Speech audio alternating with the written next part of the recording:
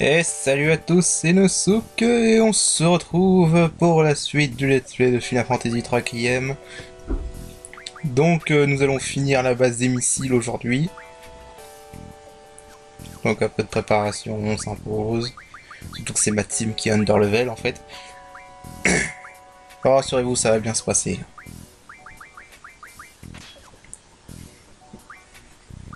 Ouais, d'ailleurs il va falloir que je pense à leveler Linoa avant le début du CD3. Enfin, surtout avant la fin du CD2 en fait. Parce qu'après elle va être imposée dans la team et donc c'est l'under level, ça va pas le faire. Voilà, donc maintenant on entre dans la salle de contrôle.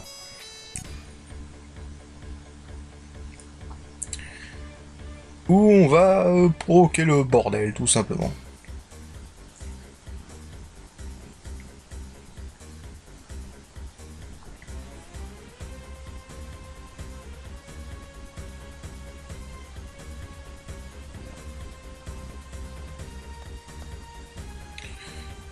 Voilà, donc on arrive, on débarque, tout va bien, mais on se fait repérer. On se fait repérer juste parce qu'on a fait un salut militaire apparemment ridicule. Vous me direz s'ils avaient pu reconnaître à cause d'un salut militaire, je pense que ça fait longtemps qu'on se serait fait remarquer. J'ai envie de dire enfin un Galbadien un minimum intelligent. Oui, là en fait j'ai oublié, j'ai mis un certain temps à appuyer sur X parce que j'avais oublié qu'il fallait appuyer sur X.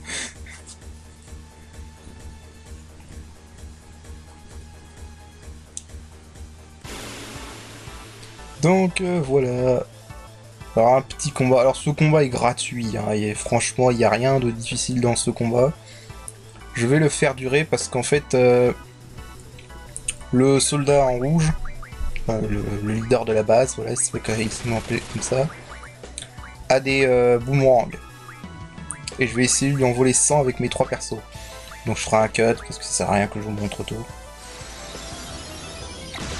Je répète, si je veux voler 100 boomerang, c'est parce que boomerang c'est une très bonne magie à associer à la défense magique. Du coup, je vais me débarrasser des sous-fifres et après je vais lui voler 100 en reflect. Ça s'appelle reflect en anglais.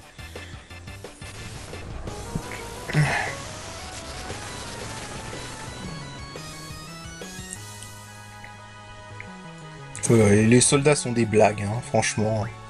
D'ailleurs, si vous voulez vraiment terminer ce combat vite, vous mettez un quake et puis on n'en parle plus. Alors aussi là le boss est vulnérable à... Enfin, le boss entre guillemets, hein, il est vulnérable à cécité et à silence. Donc au début je les ai infligés pour être tranquille, pour pouvoir le voler tranquillement.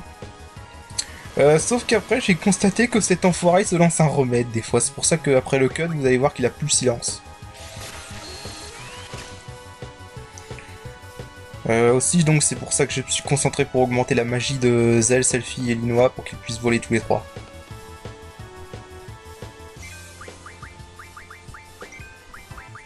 Puissent voler efficacement, je précise.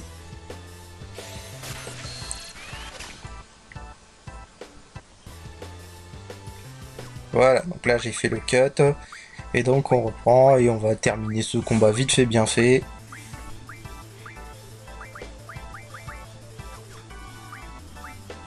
Je sais pas pourquoi je... Ouais non. Non en fait j'ai pas fait ce que je pense, n'importe quoi. Ouais voilà, vous les bourrez à la magie X et puis on en parle plus. C'est marrant de se dire que les soldats Galbadia sont peut-être les monstres les plus faciles à battre de ce jeu.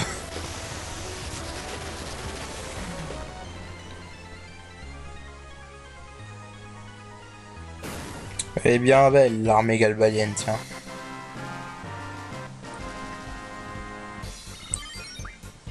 Donc voilà, quelques potions, 4 AP, rien d'intéressant. Ouais. Donc maintenant, ce qu'on va faire, c'est qu'on va chercher le terminal de commande pour stopper les missiles. Pardon. Et ensuite, on va activer le système d'autodestruction de la base et il va falloir se casser.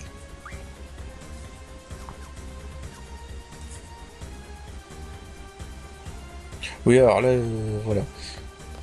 Je sais pas si c'est toujours le même ordinateur ou si c'est complètement au hasard. Toujours est-il que c'est celui-là. Ah, celui où il y a Zell, normalement.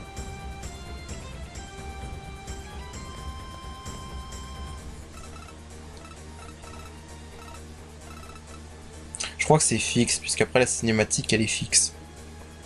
Enfin, il y aura une cinématique, on va avoir un des soldats qui est à terre, là, qui va ramper pour aller réactiver les missiles. Il prend toujours ce clavier-là, donc ouais, en fait, je pense que c'est fixe. Le système d'autorestriction peut-être. Alors là, c'est une boulette de ma part. Parce que je vais mettre 40 minutes parce que je voulais être safe. Mais en fait, il faut mettre, je crois, en dessous de 20 minutes. Comme ça, la porte qui est à droite, là, elle est ouverte et en fait, c'est un accès rapide à l'entrée. Ouais, c'est ça, 20 minutes. Donc si j'avais mis 20 minutes, j'aurais pu passer par là pour aller plus vite. Ouais, bon, par contre, après, pour battre le boss en moins de 20 minutes, je sais pas si ça aurait fonctionné. Mais parce qu'il va y avoir un boss, hein, évidemment, on va pas se barrer comme ça, faut pas rêver, hein.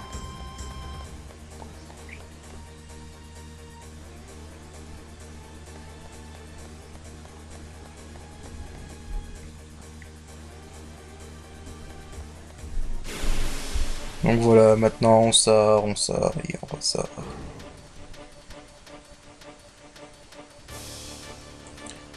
C'est vraiment intéressant de mettre un Bogomil ici, hein.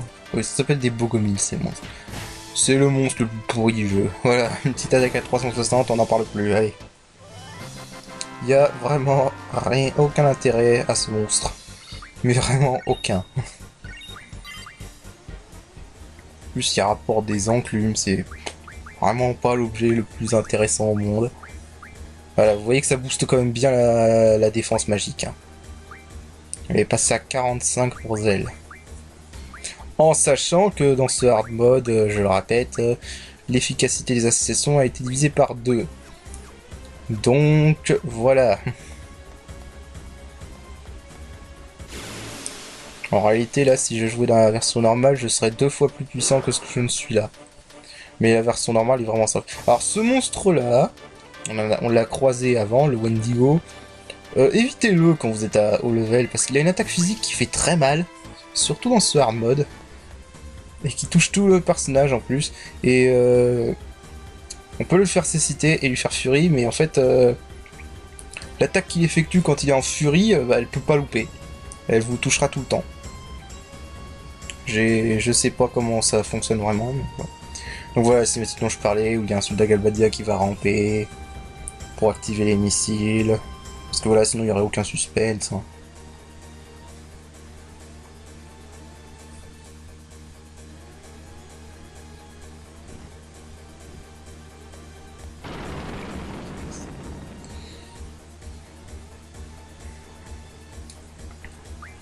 Ouais, donc là, voilà, je vais me faire un petit coup de soin quand même. Parce que le boss qui va arriver, il est simple, mais faut quand même pas y aller en mode YOLO, quoi.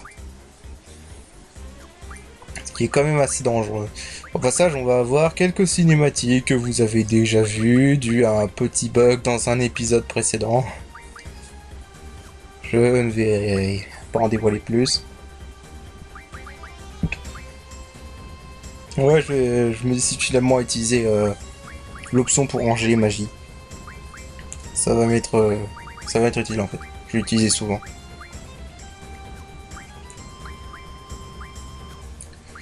Voilà, voilà, voilà.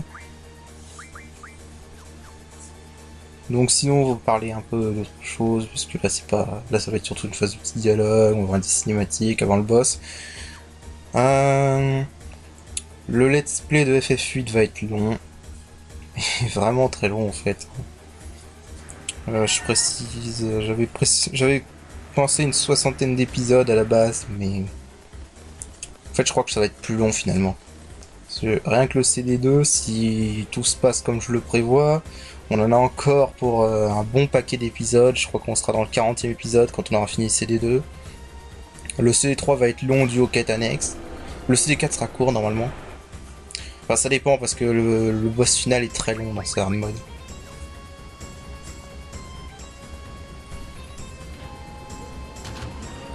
Comme on pouvait s'y attendre, quoi. Enfin, disons que le boss final, ils en ont fait un vrai boss final, quoi. Parce que, je le redis, mais la version normale de FF8, c'est tellement facile. Elle est tellement facile, c'est vraiment ce qui tue le jeu pour moi. C'est le fait que c'est tellement simple en fait d'être pété dans la version normale. Déjà, vous voyez en hard mode. En hard mode, vous vous dites peut-être que voilà, vous avez vu que j'ai fait beaucoup de level up, j'ai fait beaucoup de farm, et vous vous dites mais ce jeu est complètement pété, on peut être surpuissant et tout, on peut niquer les boss rapidement. Oui, oui, oui, oui, oui. Mais dites-vous bien que ce hard mode donne quand même une difficulté, je dirais, raisonnable. Parce que dans la version normale, le boss qu'on a là, par exemple, Omniborg, on le nique en même pas 2-3 tours. Hein. C'est vraiment ça. C'est FF8 est pété, honnêtement, au niveau difficulté, il y a pas de FF plus facile que FF8. Hein. Il y en a qui disent FF13 est plus facile, mais non. Non, non, pas du tout. Comparé à FF8, FF13 est beaucoup plus, a plus de challenge.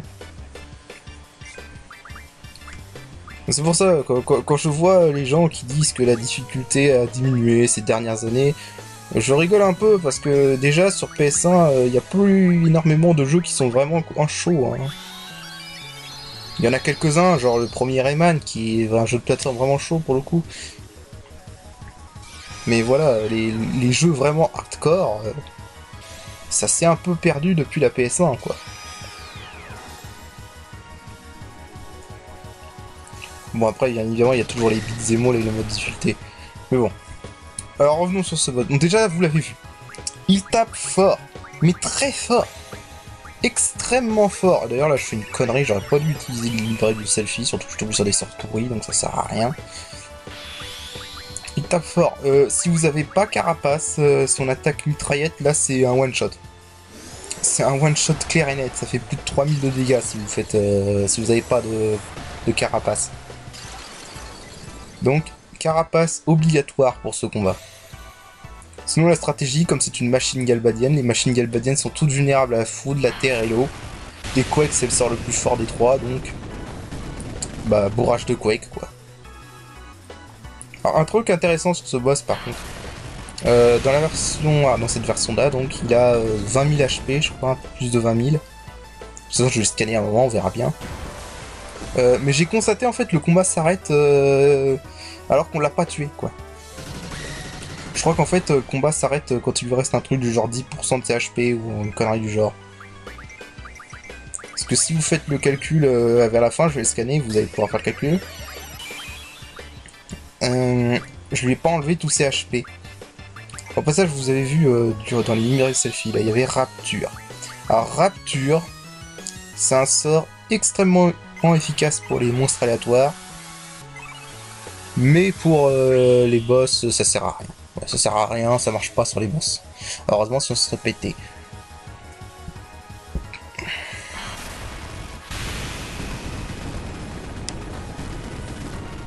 Donc voilà. Aussi, vous allez pas l'avoir dans cette vidéo, mais ce boss a également une attaque laser. Enfin, voilà, il a un laser, quoi. Et son laser fait des dégâts magiques. Mais en comparaison de sa mitraillette, il est beaucoup moins puissant. Le laser, il n'y a même pas besoin de se mettre blindage pour y survivre. C'est pour ça que j'ai pas mis blindage. D'ailleurs, on a vu là, ils étaient en train de le préparer, mais ils n'ont pas eu le temps de le lancer. Même si vous faites pas scan, vous pouvez savoir où vous en êtes dans le combat par rapport au nombre de tours qu'il y a sur lui. Il y a 6 tours de base et quand il n'y aura plus que 2 tours, c'est que vous serez proche de la fin. Parce qu'il va lui rester 2 tours à la fin. Enfin, tour, je sais pas ce que c'est vraiment ces espèces de machins, je crois que c'est des générateurs sûrement. Enfin, les machins qui explosent. Là. Vous voyez qu'il en reste que 3, donc il n'y en a plus qu'un à exploser et puis voilà.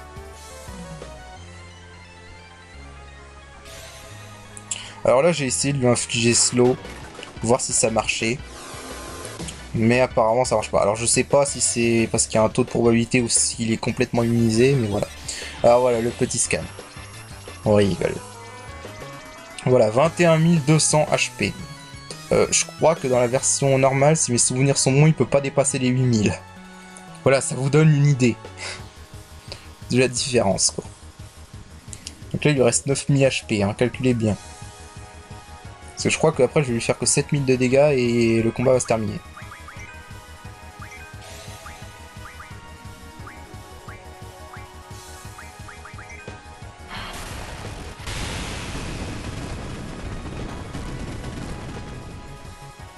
Alors, 1800...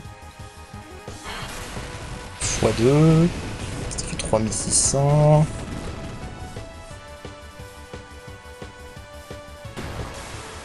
Et en fait, je regarde le timer, mais ouais, ça aurait été largement possible de le faire en 20 minutes.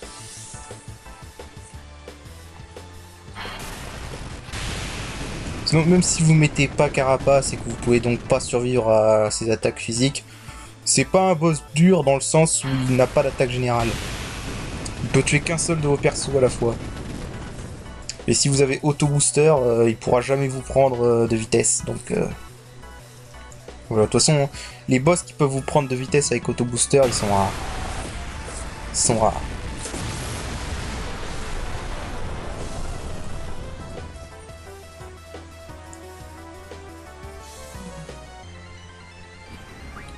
Voilà, donc là le combat est fini. On a un petit combat contre des soldats, mais c'est gratuit, hein, c'est complètement gratuit, il n'y a rien de dur.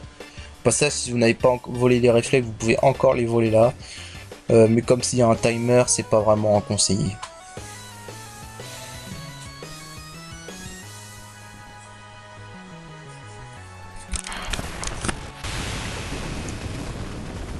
Oui, quoique c'est une magie qui est quand même vachement utile dans ce hard mode. De toute façon, la magie,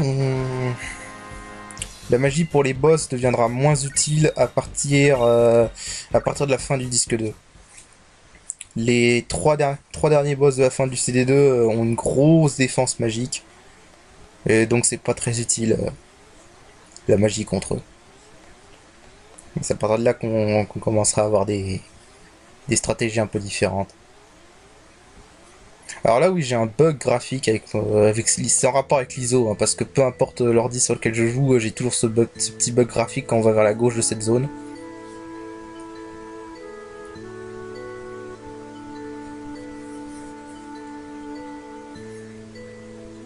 Voilà, là c'est la petite séquence émotion. Alors les musiques de Final Fantasy VIII au niveau musique triste, moi je les trouve pas mal. Je les trouve belles. Elles sont relaxantes, elles sont bien quoi. Je le redis, mais je trouve que l'OST de FF8 elle est vachement sous-estimée. Elle est vachement sous-estimée. On peut dire ce qu'on veut de FF8, mais honnêtement, moi je trouve que son OST est l'une des meilleures de la série.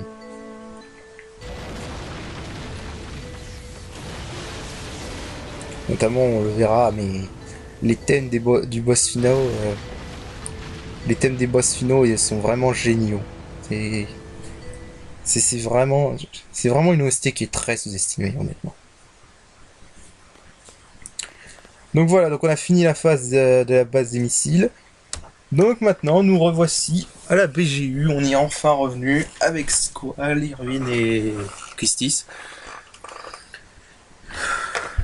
Voilà. Sauf qu'il y a quelque chose qui ne va pas. Vous entendez cette musique stressante, cette musique qui vous dit qu'il y a quelque chose qui va pas bien. Et bah c'est qu'il y a vraiment quelque chose qui va pas bien, vous allez le voir. Que bien évidemment, comme on se pouvait se douter, ça va pas être aussi simple. Hein.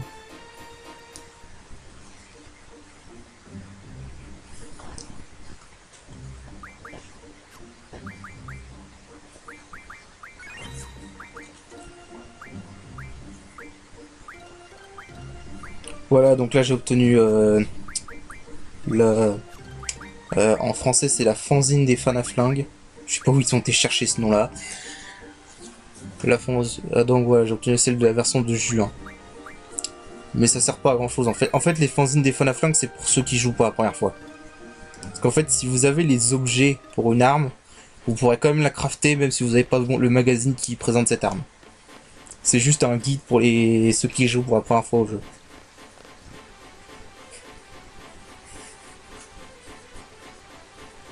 Donc voilà ce qui se passe. Alors on a les Templiers qui sont devenus apparemment assez violents. Et qui utilisent les étudiants pour trouver le principal seed. Je sais pas pourquoi j'ai pris des cures là, ça sert à rien franchement, à ce stade du jeu. Donc voilà, donc en fait c'est la guerre civile, on va dire ça comme ça. Et ils ont libéré les monstres dans tout l'établissement. Alors moi je me dis qu'ils sont un peu cons quand même parce que les T-Rex, voilà, c'est très sympa quoi les T-Rex. On aura l'occasion d'en reparler des T-Rex dans quelques minutes. Gardez ça en tête. Bon, ça par contre c'est les monstres les plus pourris de la BGU.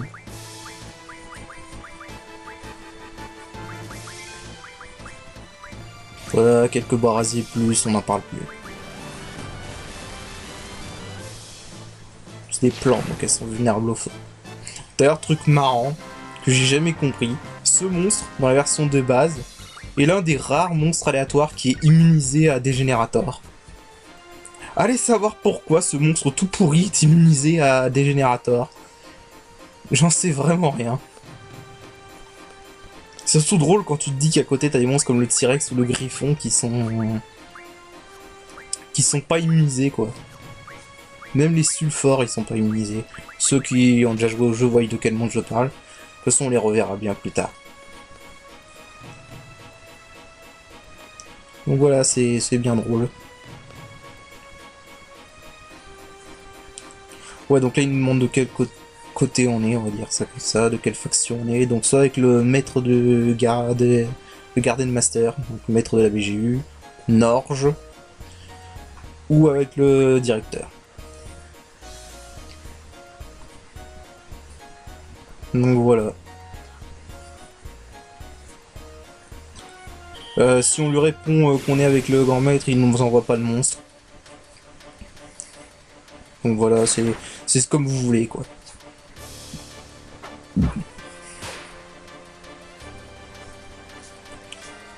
Donc il nous envoie des larvas et des orchidas. Alors faut savoir une chose. En fait là ça va se passer comme ça. Donc on va aller dans les différentes sections de la BGU. Et dans chaque session il y a un templier qui va nous envoyer des monstres.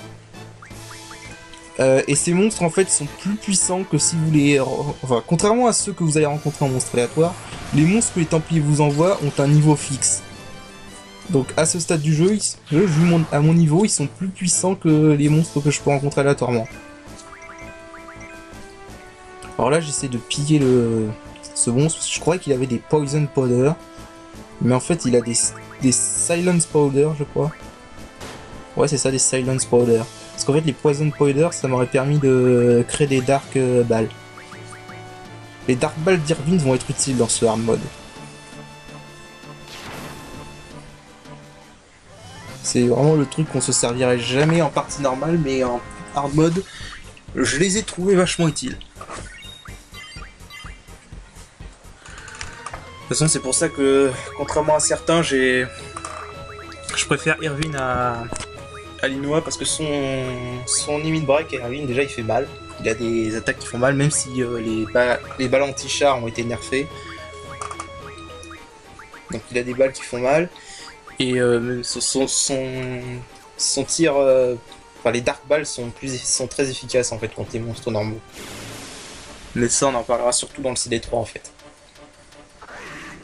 Dans le CD3, pour les monstres normaux, c'est un must d'avoir Irvine. Et pour les boss également, parce que les balles anti-char ignorent les défenses, donc c'est ici. Et surtout, il y a eu une modification, les balles pulsar, que j'ai pas encore eu, d'Irvine peuvent dépasser les 9999 de dégâts dans ce hard mode. Ce qui en fait une attaque vraiment très puissante.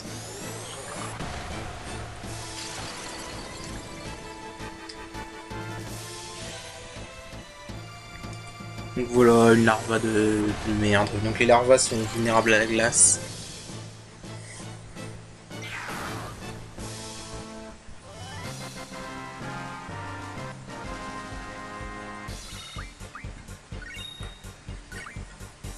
Ouais, Spider-Wave ça sert à rien à ce stade du jeu parce qu'on a aucune utilité pour le sort slow qu'on peut tenir avec et Ultra Wave est déjà appris depuis longtemps. Normalement. Je crois que Ultra Wave c'est le premier limit break de Quistis que vous pouvez lui apprendre après Fovea. D'ailleurs, une chose amusante en fait, c'est que c'est exactement pareil que Final Fantasy X.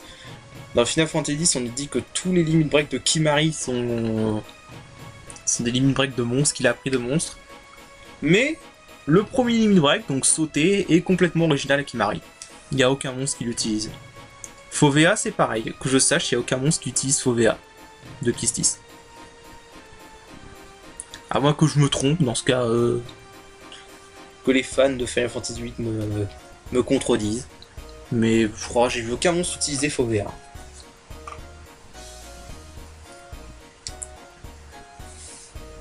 De toute façon, si vous utilisez le limit break de Quistis, ça va pas être pour l'offensive. Parce que le limit break de Quistis en offensive, il est très loin derrière ceux de Squall ou Irvine. Même Lino a un meilleur limit break au niveau des dégâts.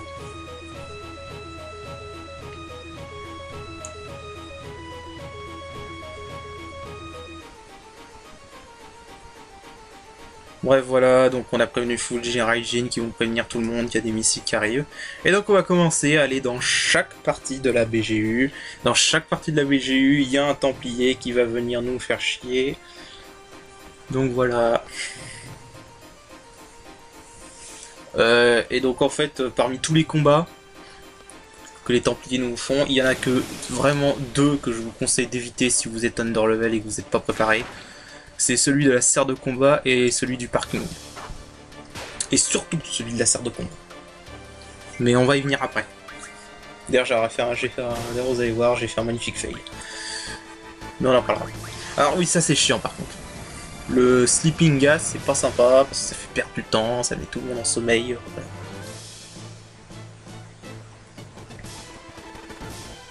Donc là j'ai mis le mode turbo parce que voilà, on va pas perdre du temps à attendre qu'il agisse pour réveiller tout le monde.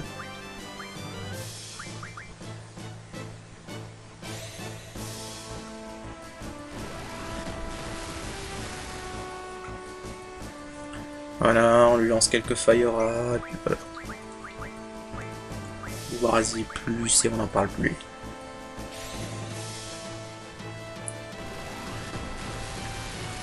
Voilà. Terminus. Bon.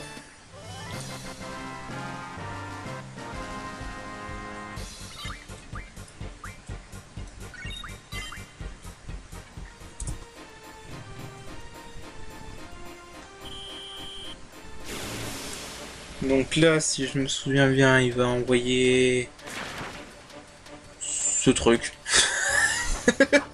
C'est vachement utile d'envoyer ce monstre, quoi. Face the wrath of this monster. Oui, c'est pas... On s'en fout, ce monstre, on s'en fout. Oui, je redis, hein, il y a juste à brûler les Fire et puis voilà, on n'en parle plus.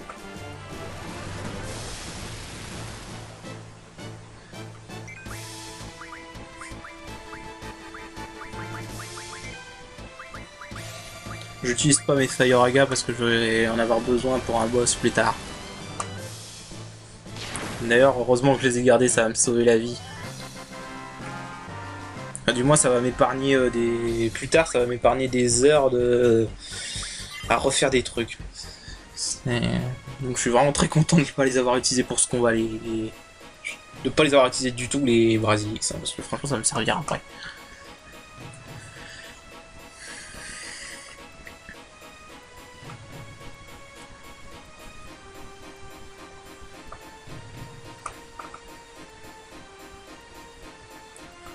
Voilà, donc dans chaque partie de la BGU, vous allez voir des sites qui gardent les positions. Et il y en a toujours un parmi ceux-là qui vous donne un objet dans chaque secteur. Là, c'est cette fille qui vous donne un remède. Donc, voilà. Là, je voulais voir s'il n'y avait pas quelque chose, mais il n'y a rien. Donc, voilà.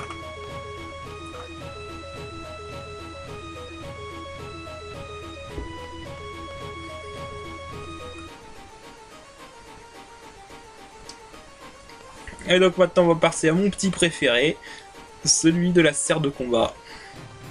Alors, celui de la serre de combat va être chaud.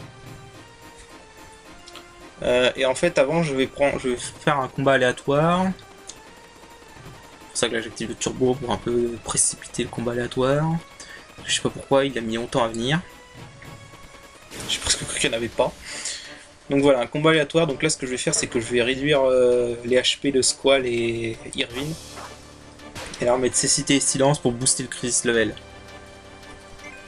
Mais je vais faire un fail et donc je vais faire un reset après. Donc vous allez voir. Alors la meilleure façon de diminuer HP pour moi c'est très simple. Voilà, vous lancez Def. Et vous ressuscitez avec Life ou avec une queue de phoenix. Il n'y a pas plus rapide. Il n'y a pas plus rapide pour diminuer les HP des persos.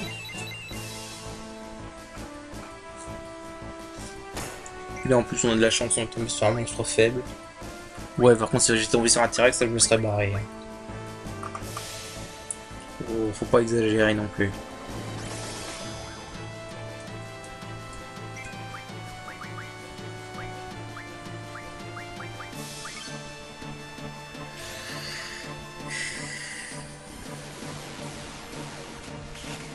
Bon, en fait, à la base, je l'ai fait que pour Irvine. Mais à la base, je voulais le faire que pour Irvine, mais finalement, je me suis dit, Osef, je vais le faire pour Squall aussi.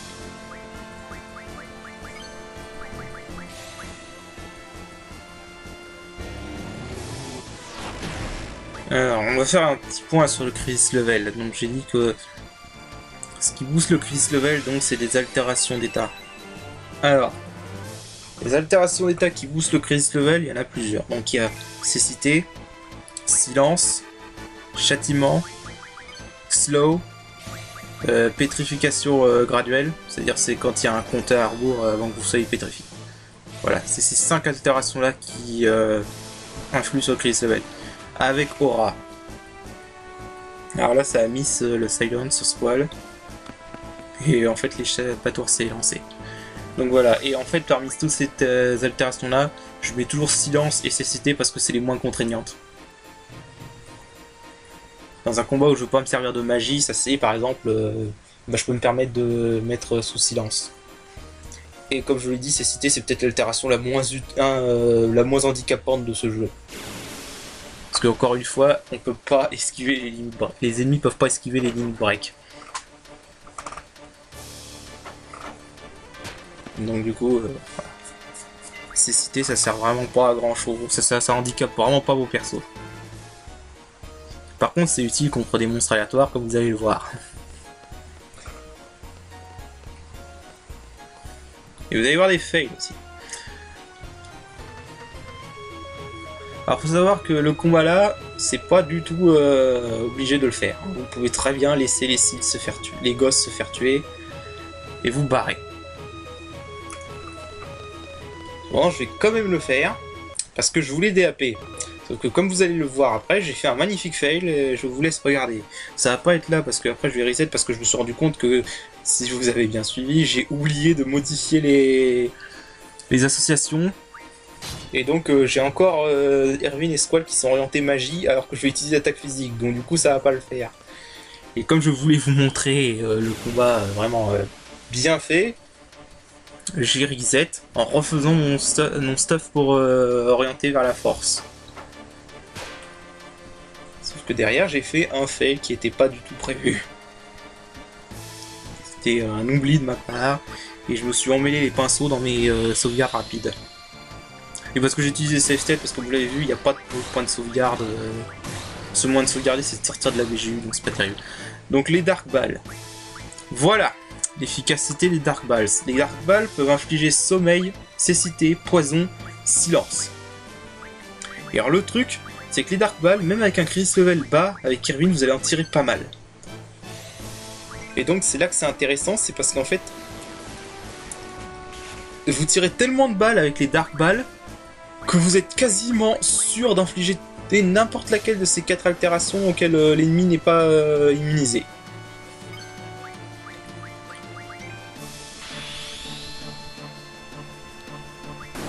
Voilà, mais là comme je suis pas orienté force, je fais des dégâts merdiques. Vraiment pas doué. Mais vraiment pas.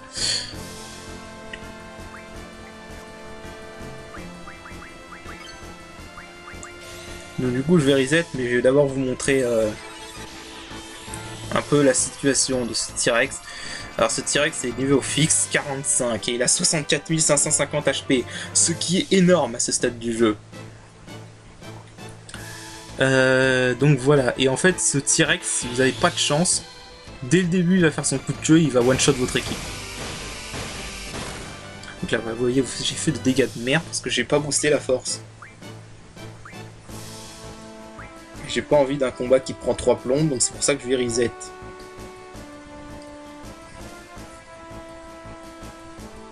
Normalement c'est là, en fait là je suis en train de réfléchir si je reset ou pas.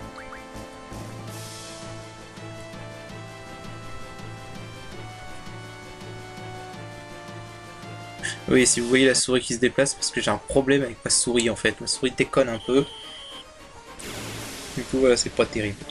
Donc là, j'en ai revenu à ce combat. Donc avec cette fois, Irvine et Squall qui sont orientés force. Et il faut savoir que le T-Rex, une fois que vous lui avez infligé cécité, il est quasi inoffensif. Il ne touche jamais. Voilà, déjà vous voyez la différence. Hein. Tout à l'heure je faisais que 500 de dégâts, là je fais 1400, 1500 avec le limit break de Squall. Donc avant les Dark Balls, si vous avez des tours avant les Dark Balls, mettez-le, aveuglez-le. Alors ça c'est une riposte qu'il fait à la magie, et vous voyez que ça fait mal. J'ai pas eu de bol là, Kisti n'a pas réussi à esquiver. Et en fait, j'ai voulu en profiter pour utiliser Acide pour l'infliger défense 0. Voilà, là déjà vous voyez son coup de queue, il touche quasiment jamais son coup de queue si vous avez cécité. J'ai voulu utiliser Acide pour lui infliger défense 0. Sauf que j'ai oublié un truc. Et vous allez voir. Donc là en fait je vais me setup Kisti pour essayer de booster son crisis level. Pour pouvoir faire défense 0. Pendant que Squall et Irvine sont en train d'attaquer.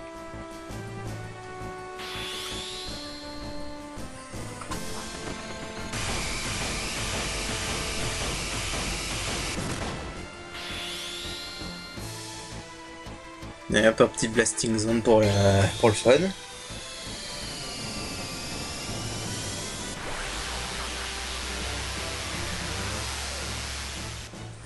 Le Japon et les attaques abusées. Non parce que normalement il a coupé la BGU en deux. Hein. Voilà le beau 6000 de dégâts, c'était beau.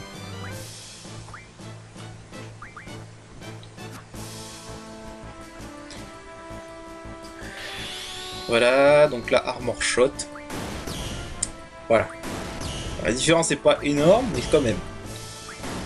Et en coup critique, ça fait le dos 1,5 fois, je crois plus.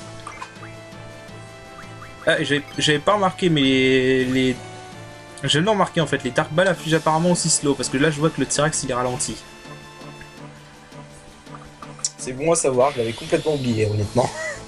Là j'apprends des trucs aussi. Bon là par contre c'est pour Ispat.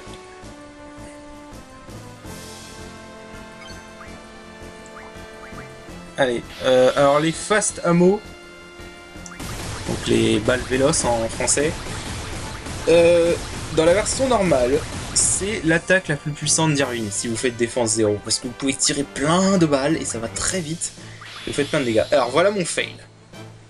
Acide fait défense 0 avec un crisis level de 3 ou de 4. Mais, voilà, j'avais oublié qu'avec un crisis level de 4, ça pouvait aussi faire pétrification et que le T-Rex n'est pas immunisé à pétrification. Et en y réfléchissant, j'aurais dû savoir c'était logique. Le problème, c'est que la pétrification, on gagne pas d'AP. Enfin, on gagne pas d'objet. Donc, et ça me dégoûte parce qu'en fait, il aurait pu me donner des zodiacs. Et les zodiacs, c'est un objet qui pourrait me servir plus tard.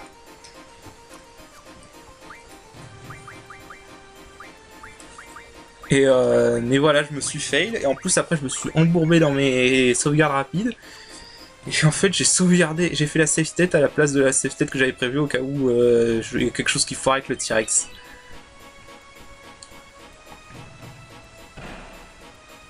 Et du coup, voilà, donc j'ai pas battu le T-Rex de façon legit. Aussi, une autre technique, si vous voulez battre de façon legit, c'est de spammer la magie car. Comme il a 60 000 PV, en fait, la magie car, au début, ça va lui faire 9999 à coup sûr. Ou sinon, vous lui faites la magie glacie. X. Ça marche aussi, vu qu'il est vulnérable à la glace. Donc voilà, donc là, je vais sauvegarder là, et je vais arrêter la vidéo là. Sur ce petit fail de ma part, qui n'était pas du tout prévu à la base.